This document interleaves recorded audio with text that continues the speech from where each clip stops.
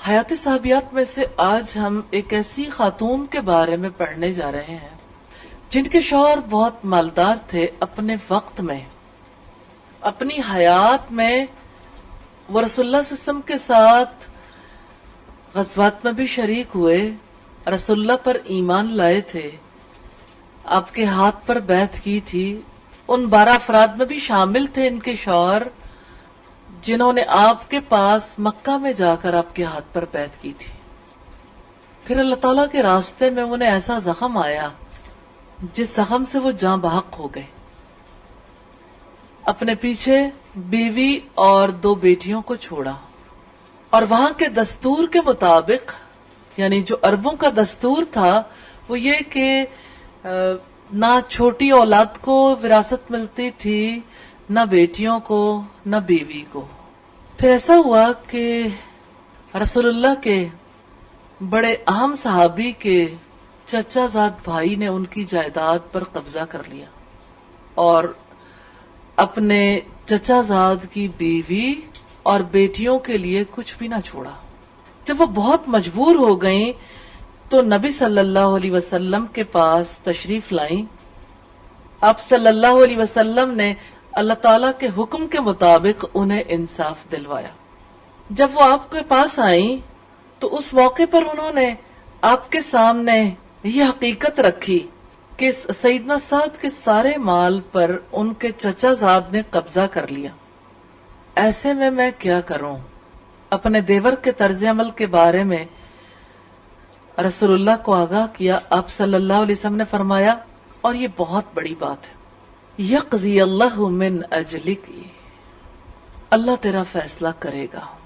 ہاں، اللہ تعالیٰ نے ان کا فیصلہ کر دیا، دنیا میں بھی اور آخرت میں بھی۔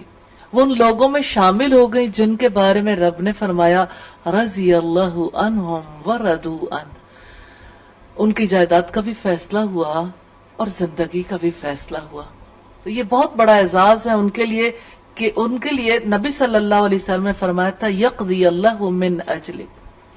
پھر خلادہ رضی اللہ تعالی عنہ انتظار کرنے لگیں کہ اللہ رب العزت عدل و انصاف پر مبنی فیصلہ کرے گا، کیونکہ اس کے ہاں کسی پر ظلم نہیں کیا جاتا۔ اور جیسا کہ صحیح مسلم میں ہے، نبی کریم صلی اللہ علیہ وسلم نے حدیث قدسی بیان کی، اللہ تعالیٰ فرماتے ہیں، اے میرے بندو، میں نے اپنی ذات پر ظلم کو حرام قرار دے دیا ہے اور اس کو تمہارے درمیان بھی حرام قرار دے دیا، تم ایک دوسرے پر ظلم نہ کیا کرو۔ تو جس رب نے خود اپنی ذات کے بارے میں فرمایا کہ میں نے ظلم کو اپنے اوپر حرام ٹھہرایا ہے، کیسے ممکن تھا کہ وہ انسانوں پر اس ظلم کو حرام نہ کرتا؟ تھوڑی دیر بعد قرآن مجید کی آیات نازل ہوئیں، للرجال نصیب مما ترک الوالدین والاقربون وللنساء نصیب مما ترک الوالدین والاقربون مما قل منہ او کثر نصیبا مفروضا۔ مردوں کے لیے اس مال میں سے حصہ ہے جو والدین اور قریبی رشتہ داروں نے چھوڑا، اور عورتوں کے لیے بھی اس مال میں سے حصہ ہے جو ماں باپ پر قریبی رشتہ داروں نے چھوڑا ہو، خواہ تھوڑا ہو یا بہت، اور یہ اللہ کی طرف سے مقرر کردہ۔ تو یوں اللہ تعالیٰ نے سیدنا سعد بن ربیع کی بیوی اور ان کی 2 بیٹیوں کے حق میں فیصلہ کر دیا۔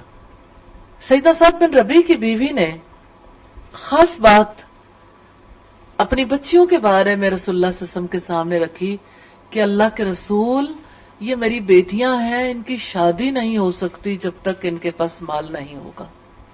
کہ سعد مال چھوڑ کر گئے تھے لیکن مال پر قبضہ کر لیا۔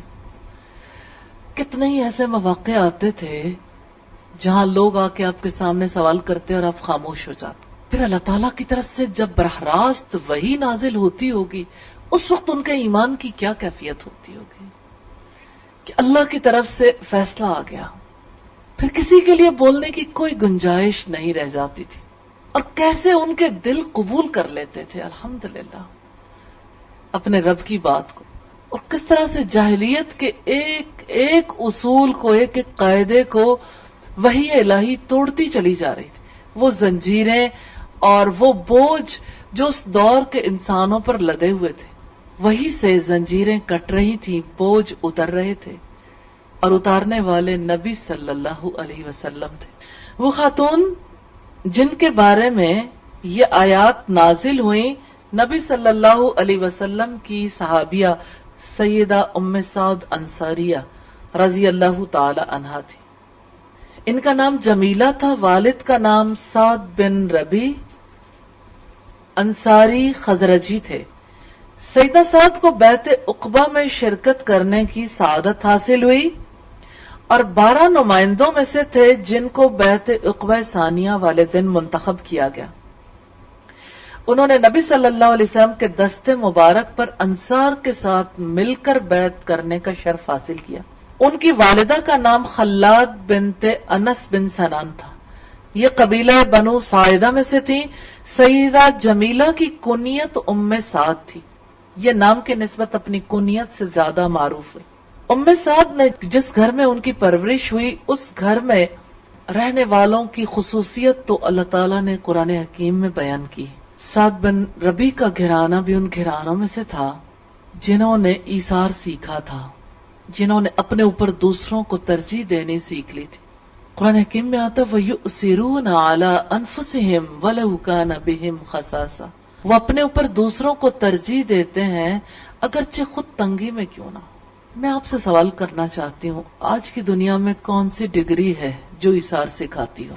وہ کون سی ڈگری ہے جو اپنے مال کو دوسروں پر نچھاور کرنا سکھاتی ہو؟ حتیٰ کہ وہ سچا دین جو رب العزت نے آسمانوں سے بھیجا، جب وہ بھی ڈگریوں سے متعلق ہو جاتا ہے تو لوگ اس کی وجہ سے حرص سیکھتے ہیں، بخل سیکھتے ہیں، دنیا کی محبت سیکھتے ہیں، دنیا میں عزت کا مقام حاصل کرنا چاہتے ہیں. معیار کیوں بدل گئے؟ ایسا کیوں ہو گیا کہ لوگوں کے لیے عزت کا معیار ڈگریاں اور پیسہ ہو گیا؟ اللہ نے تو اپنی کتاب میں معیار بتایا ہے، ان اکرمکم عند اللہ اتقاکم. یقیناً تم میں سب سے زیادہ عزت والا وہ ہے جو سب سے زیادہ متقی ہے. یہ تقوی اللہ تعالی کا تعلق ہے، تعلق کی دلیل ہے. یہ تقوی انسان کے اندر کیسے پیدا ہوتا ہے؟ سب سے پہلی چیز ہے عقیدہ. عقیدے کی درستگی کے بغیر تقوی نہیں آتا. اور اگر بیج کے اندر وائرس ہونا، اب جانتے ہیں کبھی کاٹن سیڈ کے بارے میں پڑھیے گا، اگر دیکھا نہیں، برتا نہیں. کاٹن سیڈ کے اندر وائرس لگا ہو پتہ نہیں چلتا سیڈ کو دیکھنے سے کہ اس کے اندر وائرس. اگاتے ہیں، اگ بھی آتا ہے. اب آپ اس کو زندگی میں ضرور سوچئے گا، اپنے بارے میں بھی دوسروں کے بارے میں بھی، کیونکہ ایمان بھی بیج کی طرح ہوتا ہے نا، جو دل کی سرزمین پر اگتا ہے اور جس کی جڑیں بڑی گہری ہوتی ہیں اور جس کی شاخیں آسمان تک پھیلی ہوئی، یعنی اعمال، اخلاق. تو وائرس زدہ بیج جب اگتا ہے تو کوئی پہچان بھی نہیں سکتا، نہ اس کی کامپل سے، نہ اس کی شاخوں سے، نہ اس کی جڑ سے. پھر ایسا ہوتا ہے کہ کاٹن کا پورا پودا بڑا ہو جاتا ہے، تب تک بھی نہیں پتا چلتا. جب وہ پورا بڑا ہو جاتا ہے، پورے کھیت کے بیچوں بیچ وائرس زدہ پودا ہوتا ہے. پھر ایسا ہوتا ہے پھول اور پھل لگنے کا ٹائم آ جاتا ہے. جب کپاس کے پھول لگتے ہیں تو اس وقت وائرس زدہ پودے کے پتے مڑنے شروع ہو جاتے ہیں، چیج آ جاتی اور پھول نہیں لگتے. ارد گرد کی ساری کپاس کھل رہی ہوتی ہے اور وائرس زدہ بیج جو ہے اس سے جو پودا نکلتا ہے اس پر کچھ بھی نہیں لگتا. اس کائنات میں کتنی دلیلیں ہیں ہمارے لیے. جب کبھی کسی کے ایمان کے اندر، عقیدے کے اندر خلل آتا ہے نا، بات تو صرف اتنی ہے نا، لِوَجْهِ اللہ، اللہ کی رضا کے لیے، ایک اللہ کی رضا کے لیے زندگی گزارنا چاہتا ہے، اور دوسرا اپنی خوشی، دوسرے انسانوں کی خوشی، لوگوں کی نظروں میں عزت پانے کے لیے. مقاصد بدل گئے نا. جب مقصد بدل گیا تو وائرس لگ گیا. وہ اسلام امجد کہتا ہے کہ پیڑ کو دیمک لگ جائے یا آدم زاد کو غم، دونوں ہی کو امجد ہم نے بچتے دیکھا کم. تو بات دیمک کی ہو یا بات وائرس کی ہو، کسی نوعیت کی، لیکن جب کبھی بنیادی عقیدے میں خرابی ہوتی ہے نا، کبھی پھر اخلاق کے، کبھی اچھے اعمال کے پھول اور پھل نہیں لگتے ہیں. مثال کے طور پر جیسے انسان اگر لوجہ اللہ کام نہیں کرتا تو اس کو ہمیشہ اپنے ہر کام پر اس کے اندر ایرر آتا ہے کہ میں کس لیے جیتا ہوں، میں کیوں پڑھتی ہوں، میں کیوں فلاں کام کرتی ہوں، میں کیوں جو ہے تعلیم دینے کا کام کرتی ہوں، میں کیوں اپنی زندگی اس مقصد کے لیے لگا رہی ہوں، میں کیوں اپنے آپ کو تھکاتی ہوں. یہ وہ سوالات ہیں جو انسانوں کے اندر ابھرتے ہیں، کیوں کیوں کیوں. تو آپ دیکھیے پیچھے لوجہ اللہ، اللہ کی رضا کی بات نہیں ہے نا، تو انسان حیران و پریشان رہ جاتا ہے کہ اب میں یعنی آخر کیا مقصد تھا جس کے لیے میں نے اتنی زندگی قربان کر دی. جب تک مقصد کلیئر رہتا ہے تو اس وقت تک حالات مختلف ہوتے ہیں، لیکن یہ وہ وائرس ہے جب ایک انسان کو لگ جاتا ہے تو کبھی نہ اس کا ایمان بچتا ہے نہ عمل بچتے، کچھ بھی نہیں بچتا. بظاہر اس کو سب پھلتے پھولتے بھی دیکھتے ہیں، لیکن تو بات یہ ہے کہ ایک انسان اپنے عقیدے کی مضبوطی کی وجہ سے، اخلاص کی وجہ سے دین میں آگے بڑھتا ہے. اگر اخلاص نہیں ہوگا تو نفاق آئے گا، جب نفاق آئے گا تو نفاق کی علامات بھی پیدا ہوں گی اور پھر ہر جگہ ایرر آئے گا. اب آپ دیکھیے کہ جیسے اگر کسی کے اندر اخلاص نہیں ہوتا تو توکل علی اللہ بھی ختم ہو جاتا ہے، اللہ کی محبت بھی نہیں رہتی، اللہ کا خوف بھی نہیں رہتا، اللہ تعالیٰ سے امید بھی نہیں رہتی، مشکلات پر صبر کا معاملہ بھی نہیں رہتا. اب دیکھیے ایک فرد ہے جس کو یہ بھول گیا کہ میں نے اللہ کا راستہ کیوں اختیار کیا، تو اس راستے کی مشقتوں کو کس وجہ سے برداشت کرے گا؟ صبر کہاں سے ہوگا؟ صبر تو ختم ہو جائے گا. اور اگر اسے نعمت ملے گی تو جتنے بھی انعامات وہ شکر کہاں سے ادا کرے گا؟ اس کے پاس کچھ ہے ہی نہیں شکر ادا کرنے کو. کیا آپ نہیں جانتے کہ زیرو کے ساتھ جس چیز کو بھی ضرب دے دیں وہ زیرو ہو جاتی ہے؟ تو کمپیوٹر کی بائنری لینگویج کو دیکھیں، 0101. اللہ کی ذات کے سوا ہر چیز زیرو ہے، ہر چیز کا تعلق بھی زیرو ہے. اللہ ون ہے اور باقی ہر چیز زیرو. لا الہ الا اللہ یہی ہے. تو بندہ جب ایک اللہ کے ساتھ نہیں جڑتا نا، غیر اللہ کے ساتھ جہاں بھی جڑتا ہے تو بس زیرو کو ضرب لگنی شروع ہو جاتی ہے، ہر چیز زیرو ہوتی چلی جاتی. تو سوچتے رہیے گا کہیں دل زیرو تو نہیں ہے، بڑا سارا زیرو ہو. اور اگر ایک اللہ ہے تو مبارک الحمدللہ. اور وہ کتنے مبارک کا مستحق ہے اور یہ کتنی قیمتی ہستیاں ہیں. وہ کیوں نہ ایثار کریں، اپنے اوپر مہاجرین کو ترجیح دیں، کیوں نہ ترجیح دیں؟ کیونکہ انہوں نے تو اپنی زندگی کا سودا کیا. ان اللہ اشترى من المؤمنین انفسهم واموالهم بان لهم الجنہ. بے شک اللہ نے مومنوں سے ان کی جانیں اور ان کے مال جنت کے بدلے میں خرید لیے ہیں. وہ اللہ کی راہ میں جنگ کرتے ہیں، مارتے ہیں اور مارے جاتے ہیں. تو مجھے یہ بتائیں، ساری بھاگ دوڑ میں اگر کوئی انسان اللہ کے ہاتھ پر سودا کرنے کی بجائے کسی اور کے ہاتھ پہ سودا کر بیٹھے تو کہاں جائے گا؟ یہ کتنے خوش نصیب لوگ ہیں جنہوں نے سودا کر لی. بیعت جب ہوتی تھی نا تو اسی چیز کی بیعت ہوتی تھی، کانٹیکٹ. اور یہ معاہدہ ایسا تھا جس کو انہوں نے تمام حیات نبھایا. اور آپ دیکھیے وقت، مال، صلاحیت، قوت سبھی زندگی کے ساتھ ہے نا. تو جس نے اپنی زندگی فروخت کر دی اس کو تو طلب پیدا ہو جائے گی نا کہ بس کسی طرح سے اس کے لیے جان دے کر اپنے آپ کو وفادار ثابت کر دو کہ جان دی ہوئی اسی کی تھی، حق تو یہ ہے کہ حق ادا نہ ہوا. تو یہ وہ لوگ تھے جنہوں نے نبی صلی اللہ علیہ وسلم کے ہاتھ پر بیعت کی تھی. تو سعد انصاریہ سعد بن ربی کی بیٹی تھی جن کے گھرانے میں ایثار تھا، جو اللہ کے لیے دوسروں کو اپنی ذات پر ترجیح دیتے تھے. مجھے یہ بتائیے کہ کون سا تعلیمی نظام ہے جو لوگوں کو ایثار سکھاتا، اپنے اوپر دوسروں کو ترجیح دینا سکھاتا؟ جو تربیت محمد رسول اللہ صلی اللہ علیہ وسلم نے کی، اس تربیت کا کیا نتیجہ نکلا؟ شدت کی پیاس میں زخمی صحابی پیاس پیاس پکارتے ہیں، پیالہ پاس آتا ہے، لیکن ایک ساتھی کی آواز آتی ہے، اللہ کا پیالہ دے دو دوسرے کو. ہاں یہ ہے وہ چیز جو اسلام کا علم حاصل کرنے کے بعد سیکھنی ہے. یہ علم اس مقصد کے لیے ہے کہ دوسروں کو اپنے اوپر ترجیح دینی سیکھ سکیں، اور جہاں دوسروں کو ترجیح دی جا رہی ہو وہاں پر اپنے معاملے کو اللہ کے سپرد کر کے راضی ہونا سیکھ سکیں. کیونکہ دنیا میں ایسا تو ہوتا ہے کتنے ہی مقامات پر جہاں پر ہم دیکھتے ہیں کہ حق تو کسی اور کا تھا، ترجیح کسی اور کو مل گئی، لیکن وہ اللہ ہے نا جس کی رضا پر راضی ہونے والوں کو پرواہ بھی نہیں ہوتی، جس کو جی چاہے ترجیح مل جائے، کیونکہ انہیں پتا ہے کہ ترجیح دی اس کو بھی اجر مل جائے گا، کچھ بھی ضائع نہیں جائے گا. سعد بن ربی یعنی ام سعد انصاریہ کے والد ایسے تھے کہ جس کسی پر سخاوت کرتے تھے اتنا مال دیتے تھے کہ اس کا فقر ختم ہو جاتا تھا، اتنی عطا. ایک تو عرب ویسے ہی سخی تھے، سخاوت ان کے ویلیوز میں سے بڑی اہم ویلیو تھی. جاہلی دور میں بھی مہمان نواز تھے، لوگوں کی خدمت کرنا اپنے حق میں اچھا سمجھتے. دوسرا، اسلام قبول کرنے کے بعد جو سب سے بڑی تبدیلی آئی وہ یہ کہ ناموری کی خاطر نہیں کہ لوگوں میں اچھا کہلائیں، اللہ کی خوشی کی خاطر انہوں نے سخاوت کی.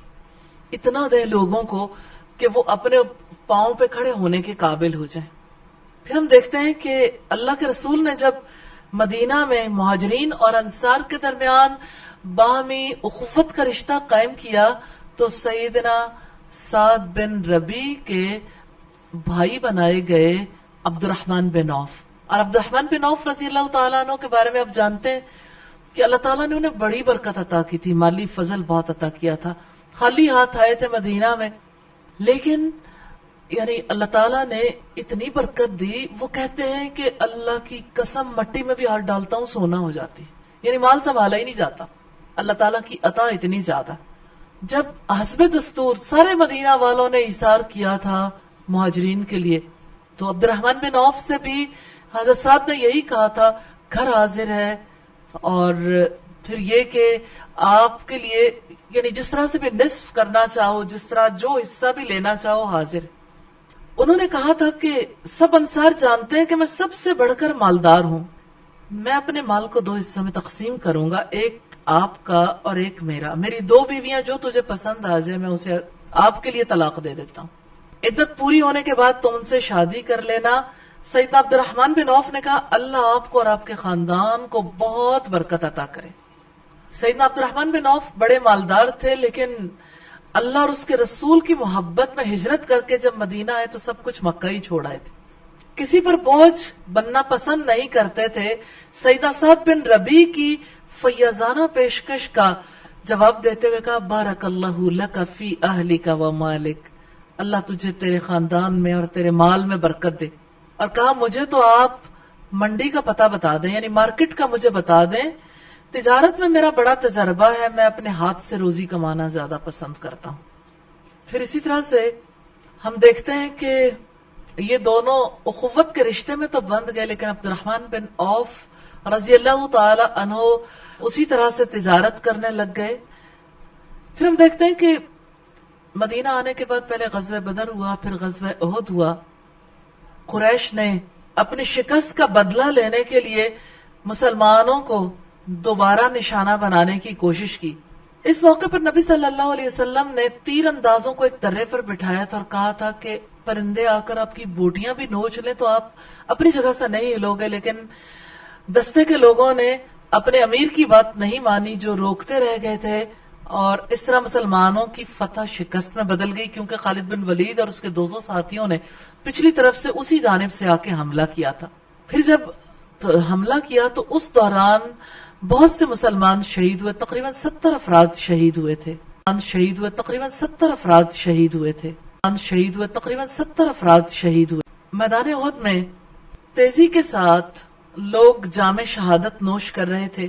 سب سے پہلے سیدنا مصعب بن عمیر نے جام شہادت نوش کیا، پھر عبداللہ بن عمر بن حرام شہید ہوئے، اس کے بعد عمر بن جموع، پھر حنزلہ جنہیں فرشتوں نے غسل دیا، پھر انس بن نضر، یہ سیدنا انس بن مالک کے چچا تھے.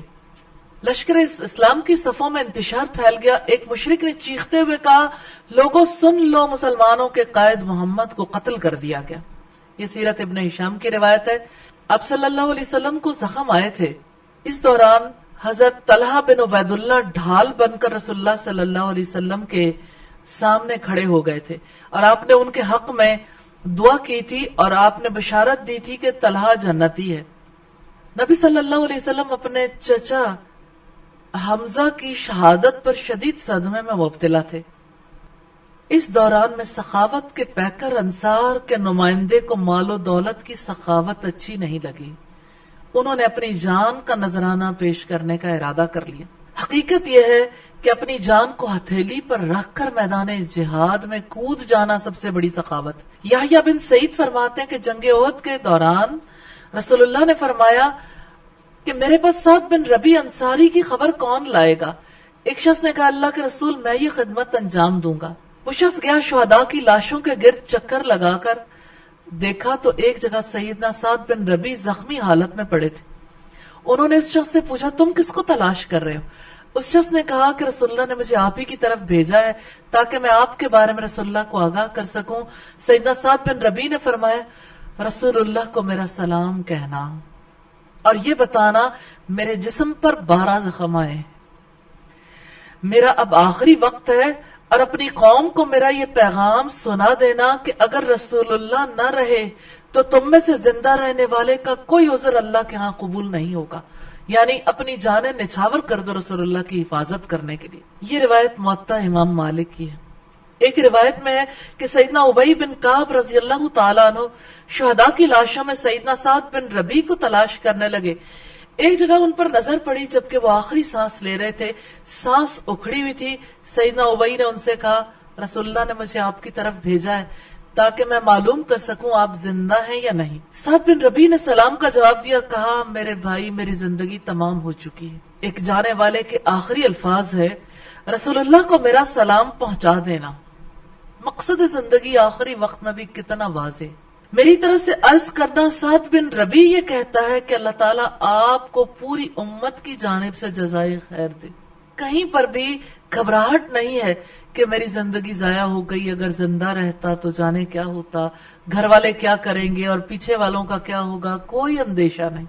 الحمدللہ میری پوری قوم کو بھی میری طرف سے سلام کہنا اور ان سے یہ کہنا کہ اگر نبی کریم زندہ نہ رہے تو پھر تمہارا زندہ رہنا کس کام کا؟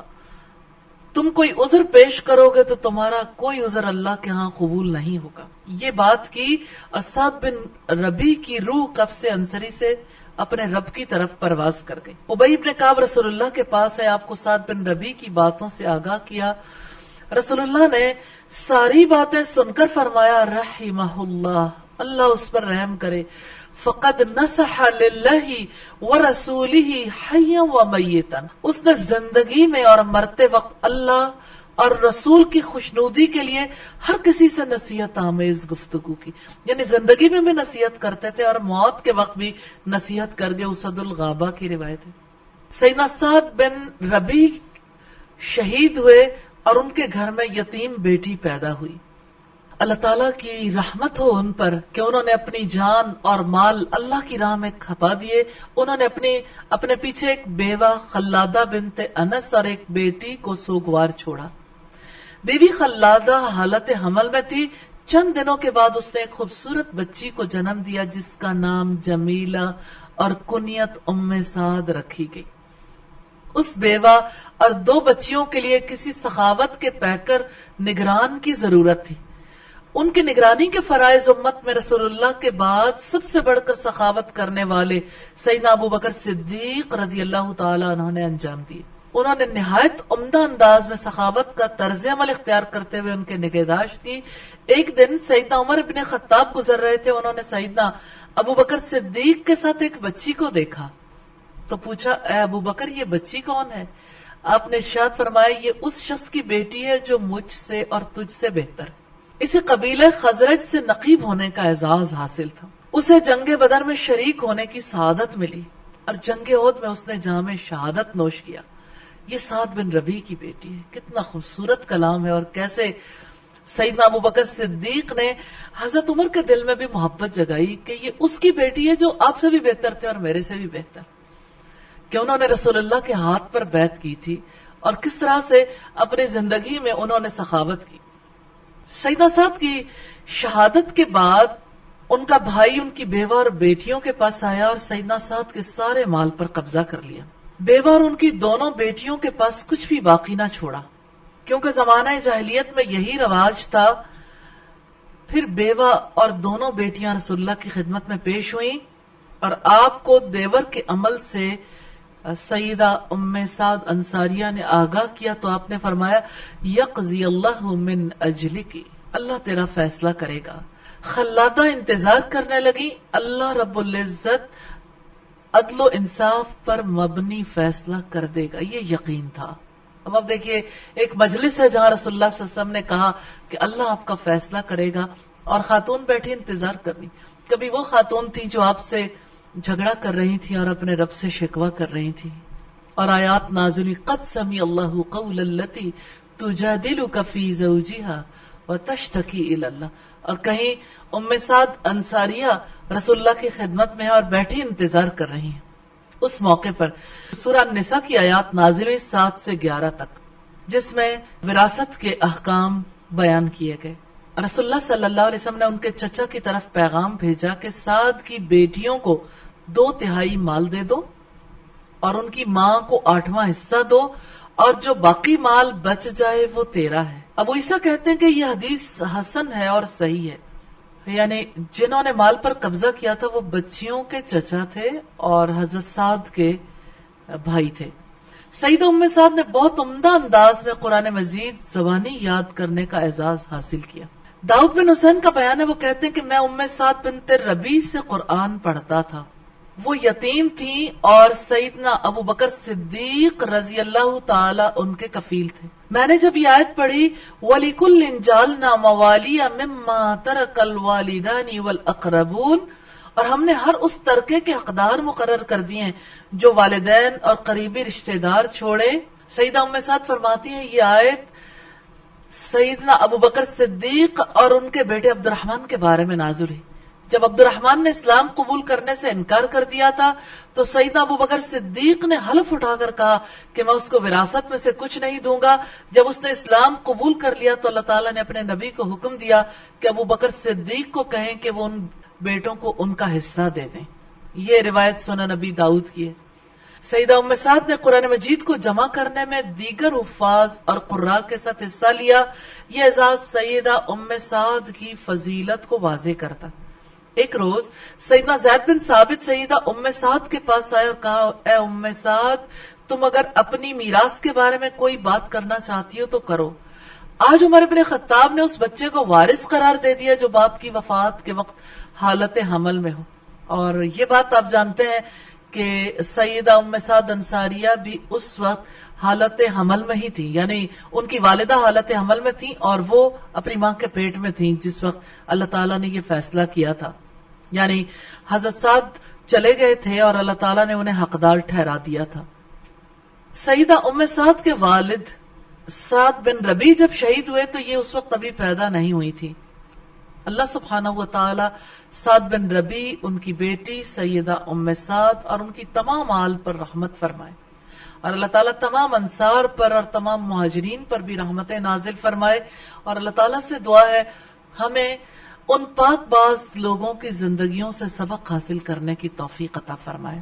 سیدہ ام سعد انصاریہ کا قرآن مجید کو حفظ کرنا، قرآن مجید کی تعلیم دینا، اور پھر تعلیم دیتے ہوئے آیات کا شان نزول بیان کرنا، اور پھر لوگوں کا ان سے محبت کرنا۔ جیسے بچی تھیں تو سیدنا ابو بکر صدیق نے کس طرح سے حضرت عمر سے یہ کہا تھا کہ اس کا والد میرے اور آپ سے زیادہ بہتر انسان تھا۔ حقیقت یہ ہے کہ والدین کی نیکیوں کے اثرات اولاد پر بھی آتے ہیں، اور ام سعد کو تو وہ پورا ماحول ملا تھا غزوہ احد کے بعد، اگرچہ وہ چھوٹی تھیں لیکن اس کے بعد رسول اللہ کی حیات میں انہیں تقریباً 7 سال گزارنے کا موقع ملا۔ 7 سال کی بچی کم سن ہوتی ہے، لیکن بہرحال اللہ تعالیٰ نے انہیں بچپن میں وہ ماحول نصیب کیا تھا، اور بعد میں بھی اسی طرح سے انہوں نے اس دین کو پختگی سے پکڑے رکھا۔ کہیں بھی ہمیں ان افراد کی زندگیوں میں دنیا کی تمنا نظر نہیں آتی، ایک ہی فکر لاحق ہے، چاہے مرد تھے یا عورتیں، باپ تھے یا بیٹے بیٹیاں، اولاد تھی یا والدین، شوہر تھے یا بیویاں، ہر ایک کے دل میں ایک ہی تمنا تھی کس طرح اپنے رب کو راضی کر لیں. اللہ تعالیٰ سے دعا ہے ہمیں بھی اپنی رضا کی خاطر زندگی گزارنے کی توفیق عطا فرما دے.